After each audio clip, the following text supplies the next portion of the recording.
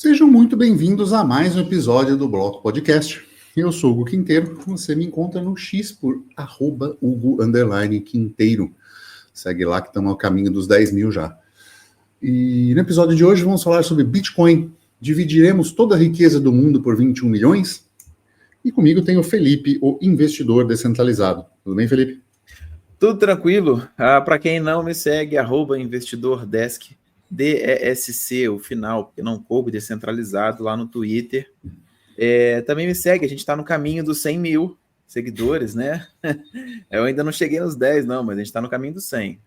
Não tenha dúvida. Com certeza. Esse é um tema que é muito abordado, principalmente nos temas maximalistas de Bitcoin, que diz que a hiperbitcoinização vai passar por toda a riqueza do mundo sendo dividida por esses 21 milhões, e com o ganho tecnológico, então vai ser impossível, né, que vai gerar riqueza, mas essa riqueza em cima de uma rede, né, que tem um limite de emissão, vai fazer com que o Bitcoin só se valorize, né? Então, cada vez mais nós pagaremos as coisas com cada vez menos quantidade de satoshis, porque se o ganho tecnológico leva a um aumento de produtividade e você está dividindo tudo isso por uma oferta fixa, logo você vai ter cada vez mais poder de compra dessa moeda. Isso é essa teoria maximalista que demonstra, né? E o Bitcoin vira unidade de conta e as pessoas que adotaram hoje, né, qualquer 100 mil satoshis vai fazer da pessoa muito rica num futuro desse, que é pintado como inevitável, mas a gente vai discutir alguns pontos aqui e, pelo menos de minha parte, eu vou mostrar que é uma probabilidade pequena disso acontecer. Então, a grande ideia, né, desse episódio, dessa discussão aqui, foi de uma coisa até que eu vi, né, que eu achei interessante e que eu acho que vale a pena a discussão, que é assim, qual que é o preço justo do Bitcoin, né? E aí a tese, né, era essa. Se eu pegar tudo que existe no mundo e dividir pela quantidade de Bitcoins, eu começo a chegar nessa estimativa. Então, parto do princípio, né, que o mundo inteiro vai adotar Bitcoin e, com o mundo inteiro adotando Bitcoin, eu teria que pegar todos esses bens líquidos, tá? Porque a gente tem no mundo também muita dívida, né? Dívida de governo, crédito, essas coisas assim que ainda não existem no mundo do Bitcoin. E aí você pega, né, o que seria o valor agregado de todas essas coisas no mundo e divide pelos 21 milhões, né, de Bitcoins que existirão, para você começar a ter, então, uma média, sei lá, eu não sei quanto que vai dar, mas digamos que dê 500 milhões de dólares. Até 500 milhões de dólares, então, o preço do Bitcoin é válido. É lucrativo para essa pessoa que está comprando, por exemplo, tá? E, da mesma forma, se todos os bens do mundo divididos pelos 21 milhões de Bitcoin dê, sei lá, 500 milhões por unidade de Bitcoin, quando o preço do Bitcoin passar disso, é indicativo de bolha também. Então, assim, é uma tese, tá, que é interessante, e aí a gente vai esmiuçar um pouco disso, né? O Hugo tá inquieto já, né? Eu sei que ele quer pontuar, mas a ideia é legal, a ideia é interessante, né? Mas enfim, sim, vamos lá.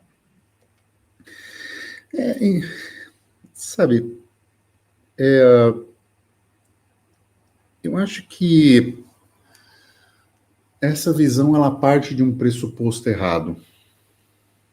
E aí, se você parte de um pequeno ponto errado, você começa a extrapolar esse erro, e toda vez que você extrapola um pequeno erro e vai extrapolando, você só amplifica esse erro. E eu acho que o erro fundamental dessa teoria é você acreditar que um dinheiro, só porque tem bons fundamentos, é suficiente para que todas as pessoas o adotem. Por que eu digo isso? Porque se nós formos avaliar hoje, nós utilizamos o pior dinheiro da história. O dinheiro fiduciário, ele é muito pior, por exemplo, do que o próprio ouro. Então, se nós estivéssemos hoje num padrão ouro, nós estaríamos com uma economia muito melhor, né? Só ver, por exemplo, o que aconteceu em 1971, né?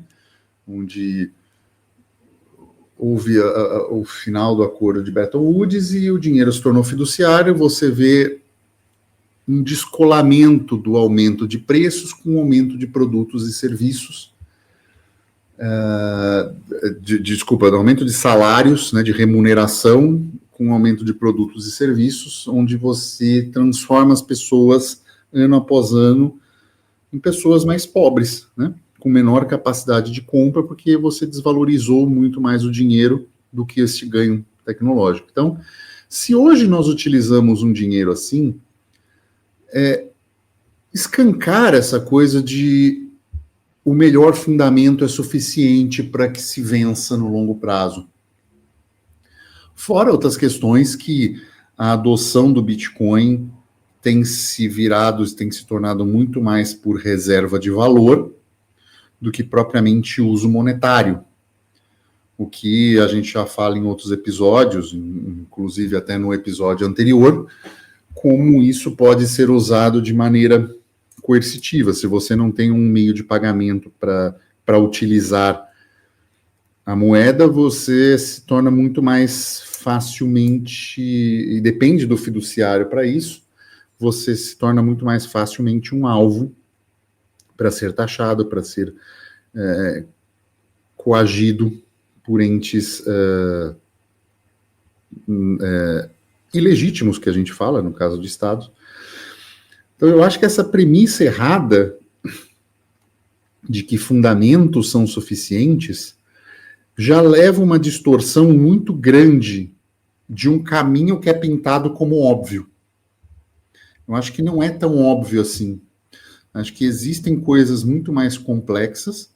E um outro ponto muito mais complexo é quanto, por exemplo, do mercado de imóveis é dinheiro real e quanto deles é dinheiro recém-impresso por financiamentos de longo prazo, né? Lembrando que a crise de 2008, que eu tendo a crer que é algo que a gente não se recuperou até hoje, porque a gente vem sofrendo as consequências das medidas tomadas lá, nos colocam numa situação que foi feita justamente por uma bolha do crédito imobiliário, ou seja, ela só aconteceu porque a maior parte do dinheiro de imóveis na maior economia do mundo, que é a americana, e da economia mundial, é baseada em crédito. Crédito esse que vai ser muito difícil ser feito num mundo hiperbitcoinizado, porque vai ser muito complicado criar-se reservas fracionárias para isso. Nós vamos entrar num outro momento e, veja bem, a priori, eu não sou contra reservas fracionárias. Eu acho que ele é um mecanismo que, se bem utilizado, traz para presente uma expectativa futura que efetivamente leva a um ganho tecnológico, a um ganho material, que, sendo vendido de uma maneira correta, prudente, leva a um crescimento econômico sustentável. O que não é feito quando você tem, como você tem na economia hoje, que você tem um socorrista de última instância, que é o Federal Reserve, né, que vai imprimir dinheiro e comprar títulos e socorrer bancos. Então você pode ser imprudente como banco e emprestar dinheiro, né, não precisando ter um pingo de reserva fracionária, né? Depois da pandemia, você não precisa, se o cara depositou $1.000 na sua conta, você pode criar $1.000 do nada e entregar, você não precisa ter um pingo dessa reserva fracionária, você pode usar todo esse dinheiro e arrastar uma insolvência teórica, né? De uma corrida em saque, você não ter como honrar esses pagamentos. Então, eu acho que ficam situações muito nebulosas para a gente dividir, por exemplo, né, no caso de imóveis, esses 21 milhões, porque a gente não tem claro o que é dinheiro real ali, o que é dinheiro recém-impresso, o que é efetivamente algo solvente ou insolvente que a gente não consegue ver. Né? A gente não, é muito difícil a gente palpar o que é real, o que não é real numa situação de imóveis, porque a gente sabe que se tivesse, por exemplo, uma venda, né, a necessidade de liquidez em cima desses imóveis, a gente veria um mercado despencando em preços, porque não ia haver compradores com capacidade de comprar à vista todo esse capital provindo de financiamento, né? Cara, Foi muito complexo? Não, assim, não, mais ou menos, não foi simples, não, mas é um raciocínio que, assim, é interessante a gente entrar, né, porque a tese que eu trouxe, ela suscita análise, e aí você está trazendo a análise disso, né? A tese que eu trouxe, ela é bonita, ela chama atenção. Se você não faz uma análise dela, igual você está trazendo, o povo vai achar que, não, é isso mesmo. Putz, caralho, Bitcoin, 500 milhões, top, sabe? E a gente precisa, né, de ter um pouco desse raciocínio crítico, né, para abordar isso. A ideia, né, que eu trouxe, eu ainda acho ela é interessante se a gente fosse olhar que ela fosse ser verdadeira, né? Seria muito bom até. Pelo menos para a gente está maravilhoso. Com certeza. Só que se a gente for olhar, né, a nível de realidade, seria muito difícil você aplicar isso, porque a gente iria embarcar em alguns problemas, e o principal deles foi isso que o Hugo trouxe, né? O ouro, ele, por melhor que ele seja, ele não é dinheiro hoje. Ele não é a moeda de troca. Uhum. Hoje a moeda de troca ela é mais conveniente do que qualquer outra coisa relacionada ao ouro, até porque ela perdeu o laço no ouro em 71. Então, assim, o que a gente tem hoje é uma troca de conveniência e não uma troca real de valor, né, de ouro, que seja, né? Então, sim, sei lá, é uma tese, né? Mas, tá, vamos lá. só um pequeno detalhe, assim, o que a gente está vendo do ouro é o uso dele de reserva de valor, né? Porque a gente está vendo bancos centrais acumulando quantidades nunca antes vistas de ouro, né? Assim, desde do padrão ouro, os bancos centrais não iam tão para cima da acumulação de ouro, né?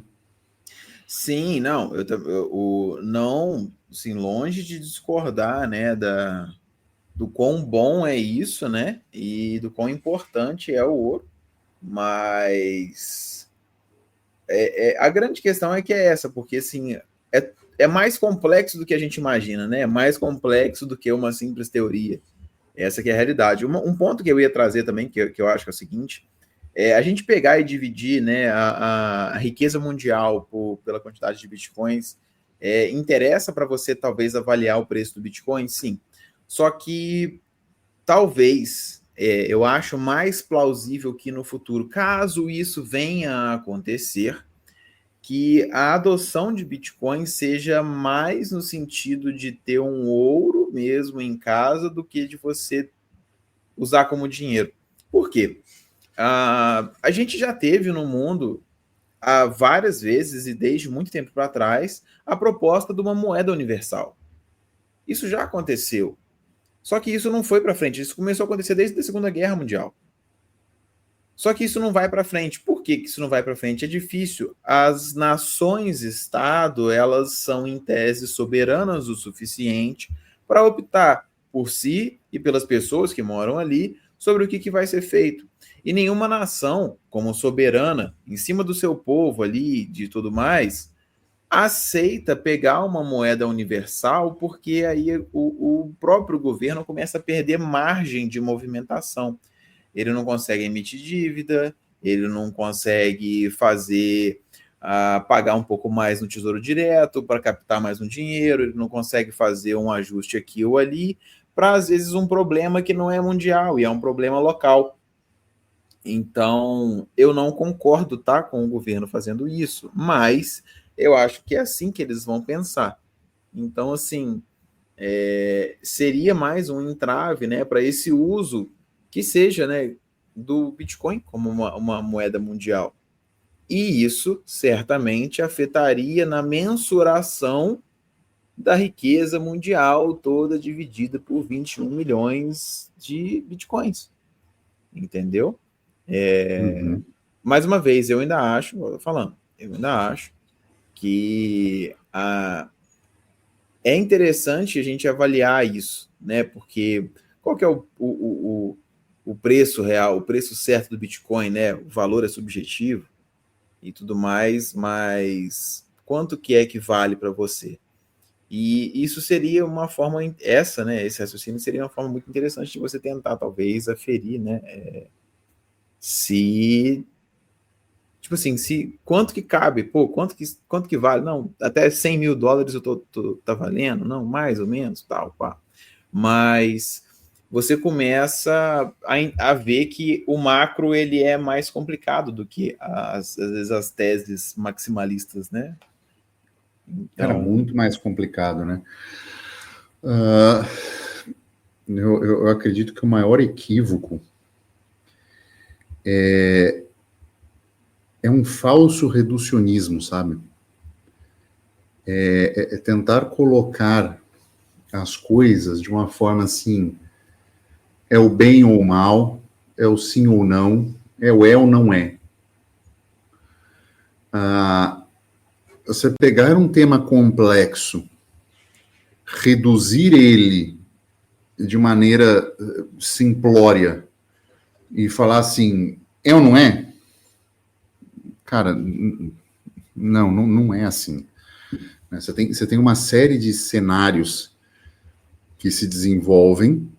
Eu acho que essa é a principal premissa errada, que é partir do princípio que as pessoas vão utilizar um dinheiro só por causa de bons fundamentos. E a história da humanidade mostra que isso não é verdade. E os erros e o aprendizado humano nesse sentido, ele é muito... É um pensamento coletivo que é difícil de ser mudado. Então, as pessoas tendem a repetir esses erros de maneira cíclica.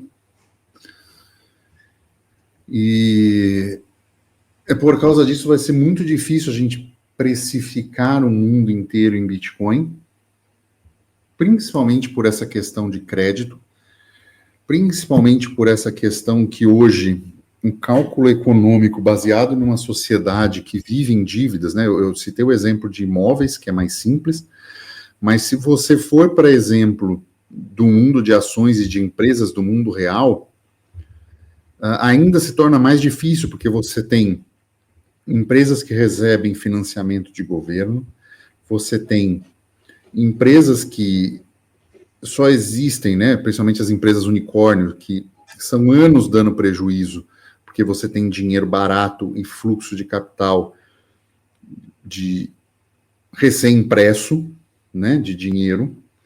Você tem empresas que se alavancam profundamente em dívidas.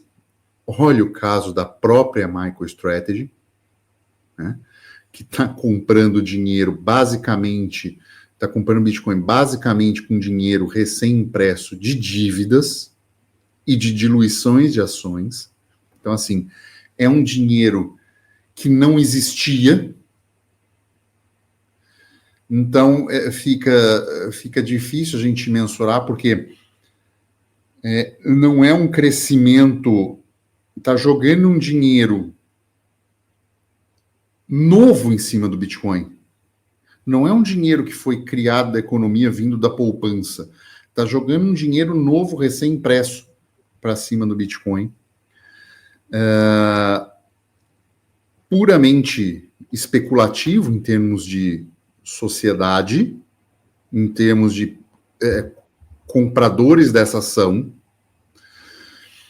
e que, por causa disso, aumenta a volatilidade, aumenta a capacidade de fazer o que fez recentemente, né? Essa queda. A gente está gravando no momento da queda do Bitcoin, né? O momento que o Bitcoin está batendo, quebrou os 80 mil, chegou a 77 mil e hoje está na casa dos 80, e parece que tem encontrado uma pequena resistência, que não sei se vai continuar, mas a gente já está falando em praticamente 20% de perda de valor no último mês.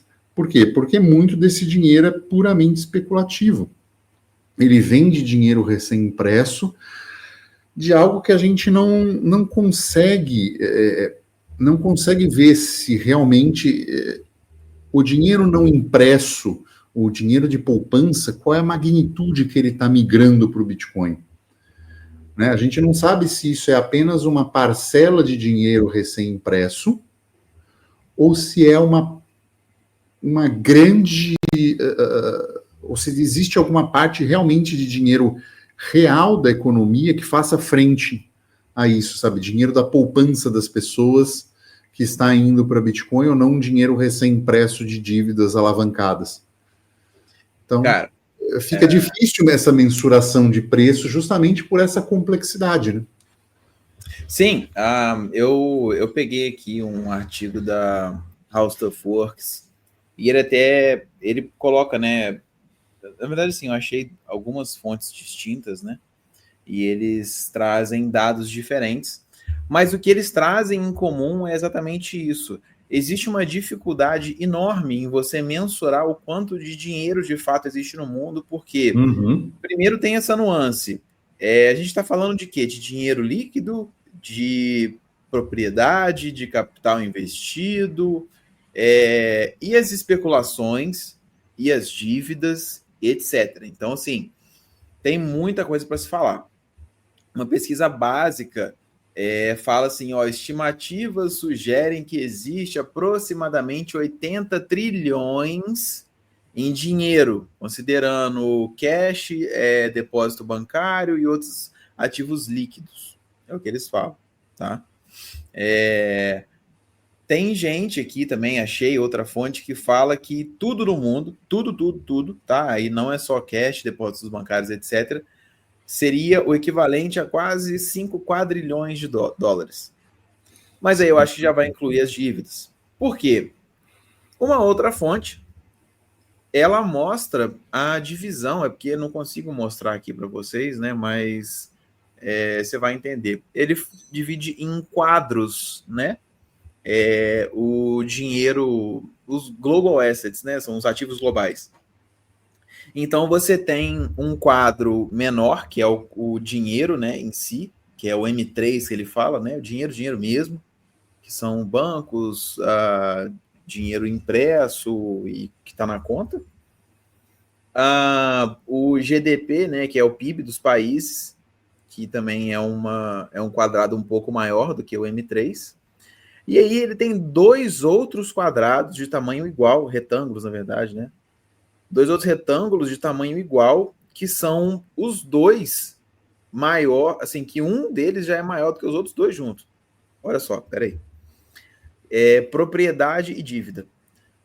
Só o que existe de propriedade no mundo é maior do que o PIB e o M3. Nossa. Só o que existe de dívida é maior do que o PIB e o M3. E a quantidade de dívida é quase igual à quantidade de propriedade. Tá. Entendeu? Então, assim, se você for avaliar, eu tenho muita dívida, eu tenho, sei lá, 1 de dívida, 1 de propriedade e 0,7 de PIB e 0,3 de M3. Tá, entendi. Mais ou menos isso, né? Para você Entendi. tamanhos. Então, juntando tudo isso, a gente vê que quando a gente tenta, né, avaliar o preço do Bitcoin com base na riqueza mundial, a gente começa, tá? Olha só, a gente está há pouco tempo conversando disso.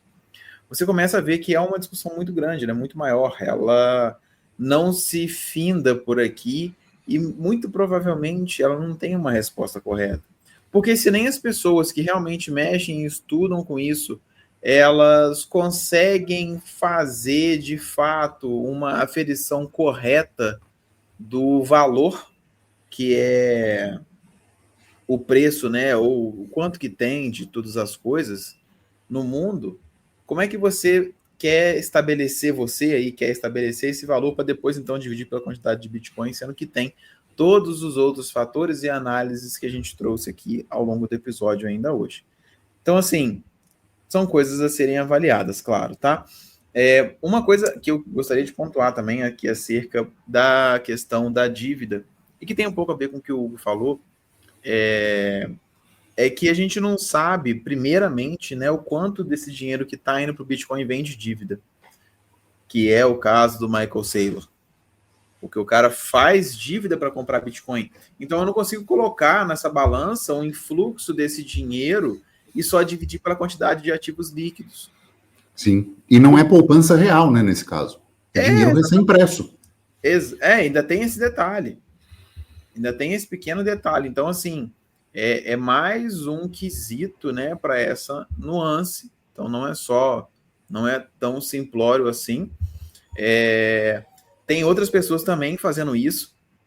Se você já conhece a nossa parceira Sovereign Swap, você consegue pegar empréstimos com eles e tá numa taxa super promocional. Chama lá, fala que você ouviu aqui com a gente. E aí você faz o quê? Você deixa Bitcoin colateral, pega um empréstimo e compra mais Bitcoin. Porra, simples assim. Eu fiz isso. Então... Seu alavancado. Eu já paguei já meu empréstimo, mas eu tô quase fazendo outro de novo agora que caiu. Mas a grande questão, tipo assim, é que começa a fazer sentido você fazer isso para fins de comprar Bitcoin, mas não tem como você colocar na nossa conta que a gente está avaliando. Então, assim, começa por aí, né? Outra coisa também que eu acho interessante falar é a gente avaliar no futuro, né, essa propriedade. A gente pode até precificar isso, tentar precificar isso em Bitcoin, né, ou tentar dar um valor válido para isso em Bitcoin, mas talvez não vai ser que você consiga no futuro negociar propriedades por Bitcoin. Então, assim, a gente pode até avaliar, quantas barras de ouro vale a sua casa aqui? Vale 10 barras de ouro, beleza, mas você não vai trazer 10 barras de ouro na charrete. Então, assim, coisinhas a serem avaliadas também, né? Nós entramos nesse episódio justamente para dizer que é difícil. É uma coisa que soa agradável aos olhos de quem está comprando, agrada a narrativa, mas a realidade é muito mais complexa, né? Claro que existe uma possibilidade, né? Existe um percentual, por exemplo, do mundo dos imóveis, que são imóveis quitados à vista e tal, e que, por exemplo, a ascensão e queda de grandes cidades, que é um episódio que a gente fez, possa mostrar que as pessoas, às vezes, algumas pessoas vão preferir vender um imóvel que estava alugado, ou uma questão assim, e comprar Bitcoin. Isso pode acontecer. Agora, a origem desse dinheiro, ela é tão relevante assim, em termos do que está alocado hoje no Bitcoin, ou em termos do que vai alocar, ou do termo do padrão do mercado, né? É muito tentador tomar crédito barato, mesmo que no fiduciário, para produzir riqueza. Então, essa é uma competição que o Bitcoin precisa vencer. Ele precisa entrar no mercado de crédito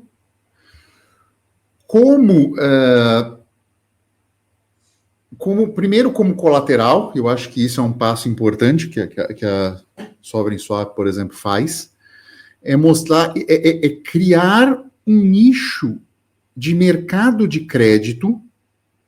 Não é só a Sovereign Swap que faz, mas veja bem, começar esse mercado de crédito para que esse mercado de crédito seja tentador o suficiente para que um empresário, em algum momento, fale assim, cara, é melhor eu tomar crédito aqui em Bitcoin do que eu tomar crédito no fiduciário.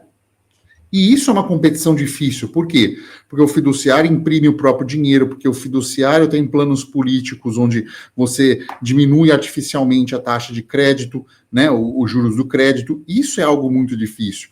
E é comum, por exemplo, as pessoas, né, o feedback que a gente recebe da Sovereign, falar, nós estamos reclamando da taxa. Sim, mas a taxa emerge do mercado. Se existe mais procura, por mais que eles estejam em taxa promocional, você fala, mas é caro. Caro e barato é um conceito muito subjetivo, porque ele emerge do mercado. Né? É caro uma taxa de juros a 14% do Brasil? Não sei, ele foi martelado por um ente central. Né? Você vai tomar crédito pessoal no Brasil, é muito mais que isso. A gente está falando de 100 e tantos % ao ano. Então, por quê? Porque é o risco do dinheiro. Né? É o cara estar em real, é o cara... quem dá o crédito, né? Mesmo ele podendo imprimir o dinheiro, é o risco dele estar em real, é a necessidade, é o custo da operação, é regulamentação, é uma série de coisas assim. Então, existe esse custo do dinheiro, né? Do crédito do dinheiro no tempo. E isso é algo que precisa emergir naturalmente da sociedade e é algo que precisa emergir no Bitcoin. É uma necessidade de uma maturação de um mercado de crédito, mesmo que incipiente ainda, mas ele precisa avançar tão ou mais rápido do que avançou essa reserva de valor, porque isso sim é um fator que aumenta o poder de utilização do Bitcoin. É uma reserva de valor onde as pessoas tomam crédito para isso, e tomam crédito às vezes no fiduciário ou em outras cripto ou em stablecoin, mas assim, ainda pareado no fiduciário, para gerar riqueza, enquanto este juro normalmente vai ser menor do que a valorização do ativo. Só que isso não pode ser feito a partir de reserva fracionária, eticamente falando, né? A gente sabe que, na prática, muitas vezes isso acontece, principalmente em grandes corretoras que colocam esse crédito, né? Você não tem acesso à carteira que você fez isso, e muitas vezes eles alavancam o teu Bitcoin, algo que não acontece, por exemplo, na Sovereign. A gente tem esse episódio falando disso, mas o dinheiro fica numa carteira onde você pode consultar o tempo inteiro, que só fica entre você e a Sovereign. Então, mostra que esse dinheiro esse Bitcoin não está sendo alavancado, está guardado em segurança. E isso coloca muitas limitações nesse mercado de crédito, ainda tendo toda a facilidade do fiduciário. Coloca essa questão ainda mais difícil de ser mensurada, né, dessa riqueza toda no mundo, e coloca a tomada de crédito numa situação muito mais pensada, muito menos emotiva.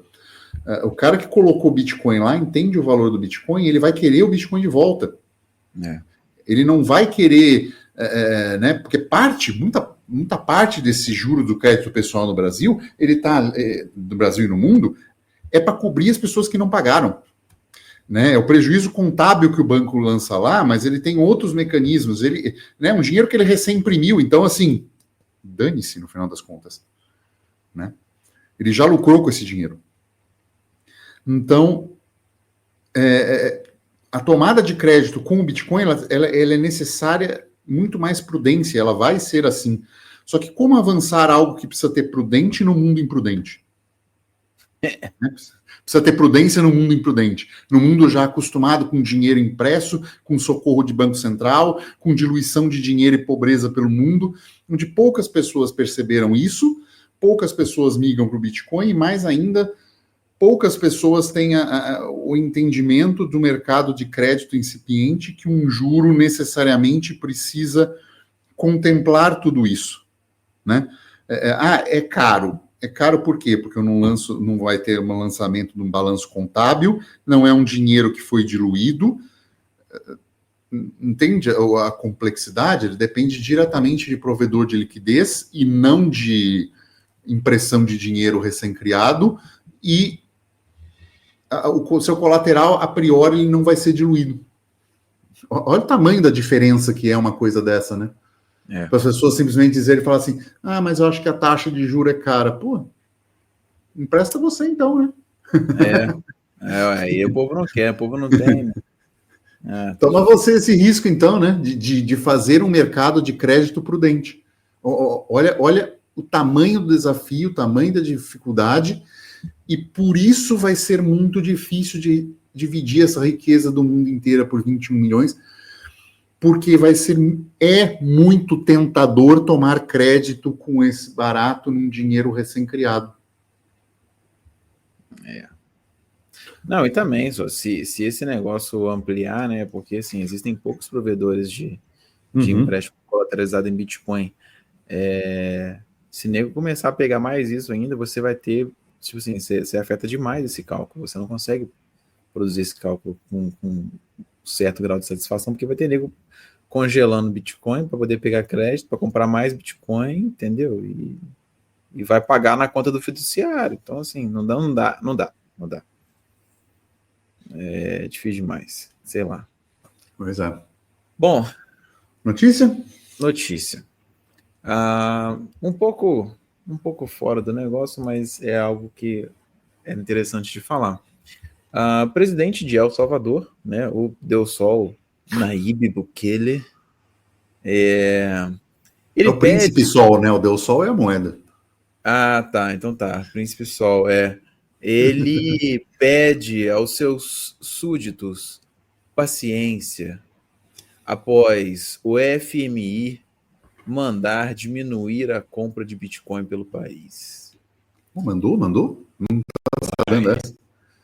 Existe uma força um pouco maior do que esse príncipe.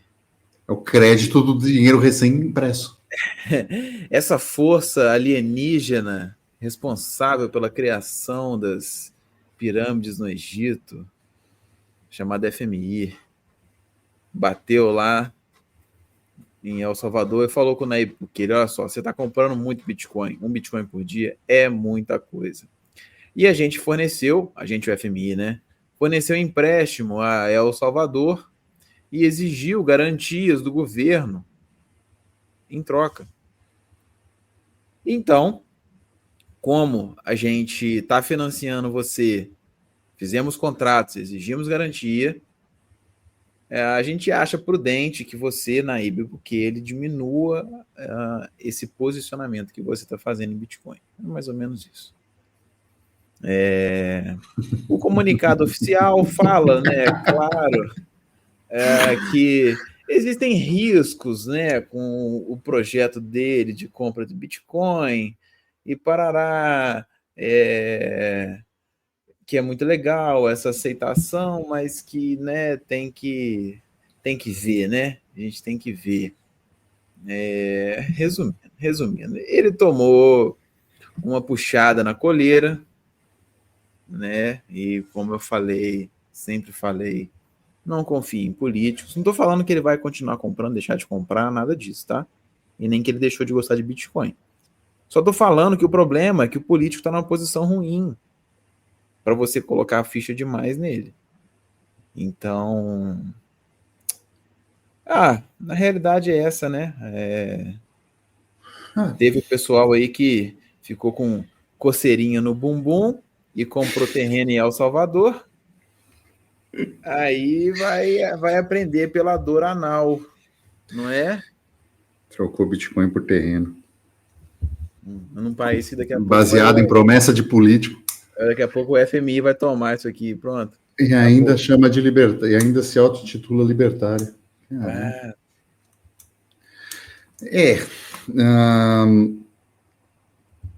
Veja bem, eu acho que isso tem muito a ver com o que a gente conversou no episódio, sim, porque é a falta de um mercado de crédito com Bitcoin. Porque imagina se o Bukele pudesse colateralizar esse Bitcoin em toma de crédito privado com um dinheiro até maior do que o FMI daria de ajuda. Ele podia dar uma banana para o FMI. Mas essa tentação de um mercado de crédito consolidado, de um dinheiro recém-impresso, compra as pessoas. O cara precisa de dinheiro. O cara não imprime o próprio dinheiro no país, ele usa dólar. A outra é Bitcoin. Então ele precisa trazer para presente soluções de dívidas públicas que ele tem.